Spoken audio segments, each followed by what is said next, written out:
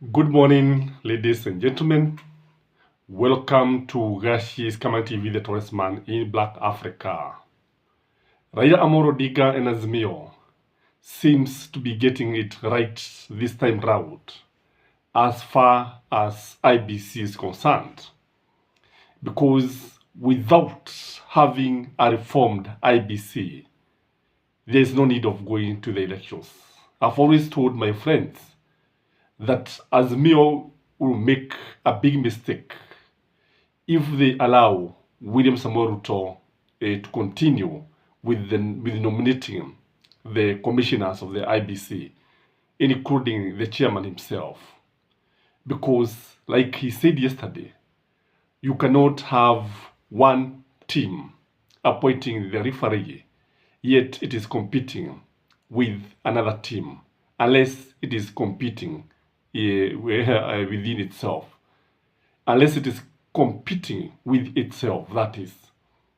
But as long as there is an opponent, lazima refa achaguliwe na pande zote mbili, au achaguliwe na somebody who is not interested in politics, or somebody who is neutral.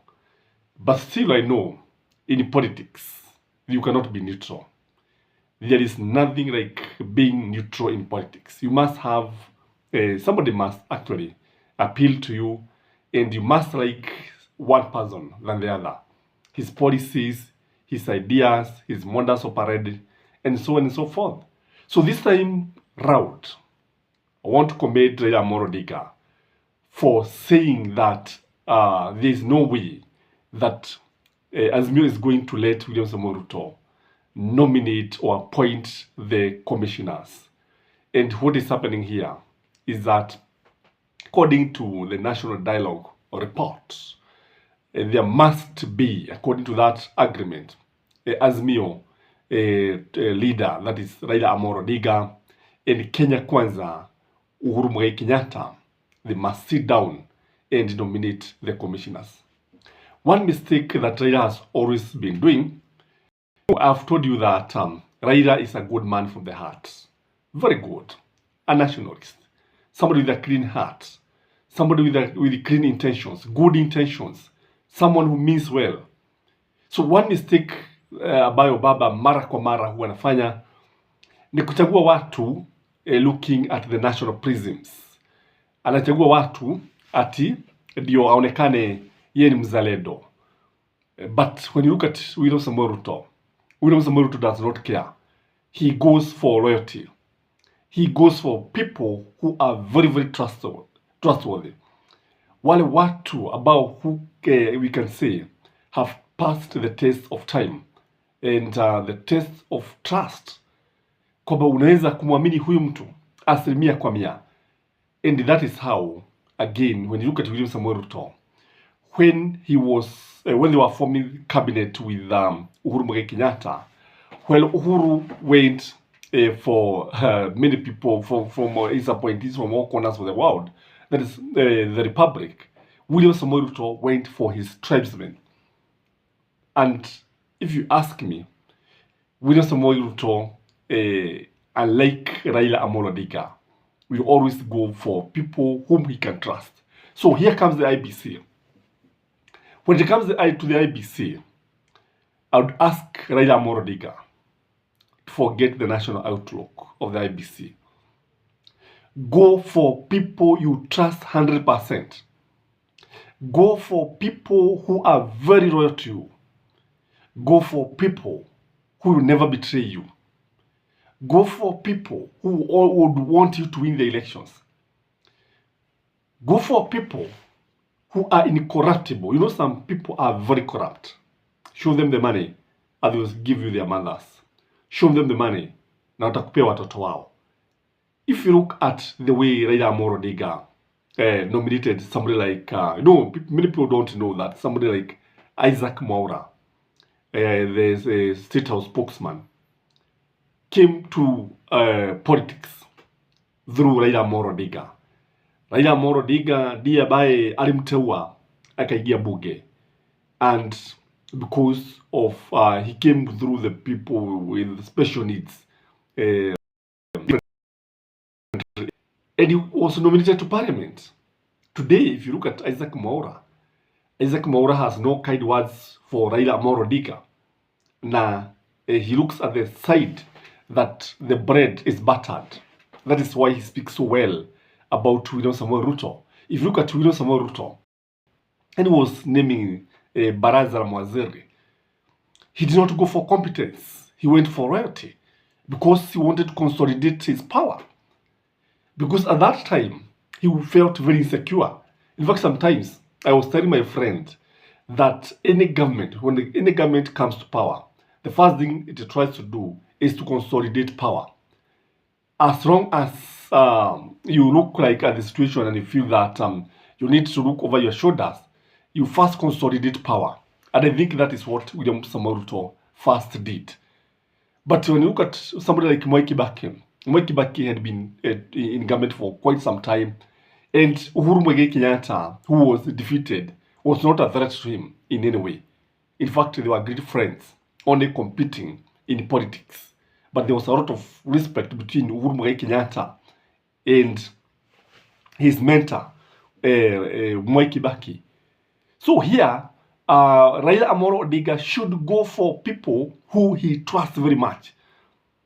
People who will stand with him in thick and thin. Because he need to go for people who cannot allow his election, his victory, to be stolen. That is what he should do. And he should not miss anyone. Even if it means going for all his tribesmen. Go for people like Mobingaru. Mobingaru has stood with Raila Amolo Odinga many years, despite they speak different languages, despite the two coming from two different communities. Mobingaru is a loyalist. Is one person who actually loves Raila Amolo Odinga. And if you go to Raila Amolo Odinga's office, one thing that you notice is that he has people from all walks of life. But some of these people, despite the fact that Raila Amolo Odinga has maintained them for many years, some of them are not honest with Raila Amolo Odinga.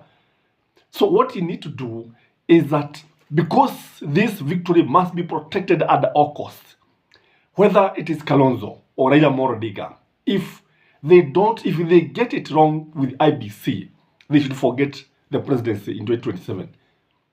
However weak UDA candidate will be, because William Samoei Ruto is destined to be a one-term president. If they don't have people they trust in Iebc, if they don't have people who are going to protect the victory, if they don't have people who are going to stand with him, with Azimio candidate, whatever the case, and even when William Samoei Ruto tries to penetrate or infiltrate Iebc, because I strongly believe that whatever the case, UDA will try to infiltrate Iebc and control Iebc. And that's why I'm saying, if that they are not going to go with the report of the National Dialogue Committee, Raila Amolo Odinga should let William Samoei Ruto continue. Because what will happen is that most likely we are not going to have an election if William Samoei Ruto is not going to allow the opposition to be involved in the nomination of Iebc. Iebc, this is the things that this is the issue that can easily break this nation. I don't want to take this word very seriously. And you remember me one day that I said it, that if there is one issue that can actually divide and destroy this nation, it is the issue of Iebc. And that's why this issue of Iebc is so dear to Raila Amolo Odinga, Kalonzo Musyoka, and Azimio in general. Because Iebc is the one that burgles elections. Iebc is where elections are lost and won. If you ask me, there is no need of even sending results from the polling station at Munatuma Resort, for verification for what to the bombers of Kenya. That is nonsense. That should not happen. Because it is in transmission that results are leaked. When they are actually sending the result, when they are transmitting these results, that is when real rigging takes place. So and ukiangalia utaona kwamba those guys who are actually trusted with this idea of transmitting the results, they are people who are very close to some of these commissioners.